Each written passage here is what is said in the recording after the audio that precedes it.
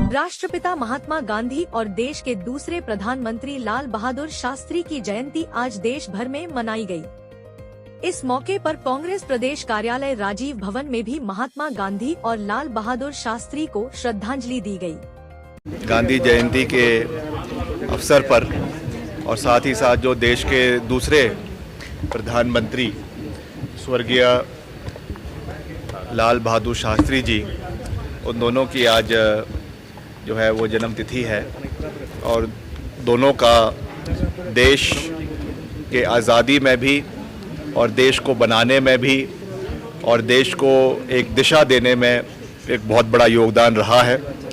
और कांग्रेस पार्टी उन्हीं के मूल्यों पर, उन्हीं के सिद्धांतों पर, उन्हीं के दिखाए हुए रास्ते पर आगे चल रही है।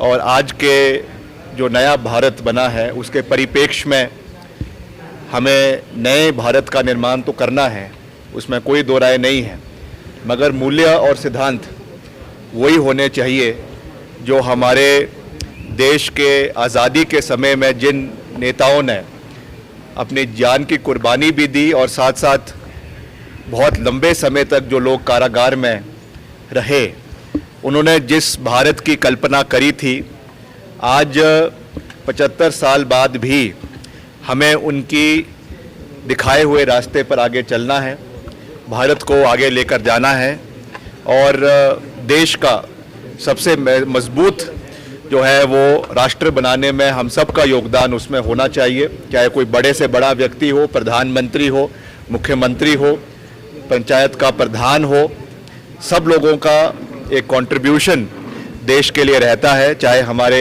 बिजनेसमैन है, चाहे हमारे एडवोकेट्स है, चाहे हमारे किसान हैं, हमारे बागवान हैं, सब लोग मिलकर भारत को बनाते हैं, सब लोग मिलकर देश को बनाते हैं और सभी का योगदान जो है वो देश निर्माण में, प्रदेश निर्माण में रहता है। तो मैं तो आज यही कह सकता हूँ कि इन दोनों महापुरुषों के सिद्धांत, इनके दिखाए हुए रास्ते, इनकी जो सोच है, उस पे हमें निरंतर आगे चलता रहना है और देश को और प्रदेश को विकास की राह में आगे ले जाने की सख्त आवश्यकता है।